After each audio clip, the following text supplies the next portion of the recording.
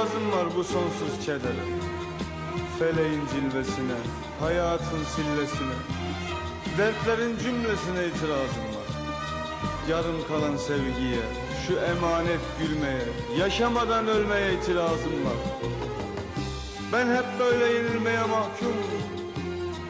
Ben hep böyle ezilmeye mecbur muyum? İtirazım var bu yalan dolana.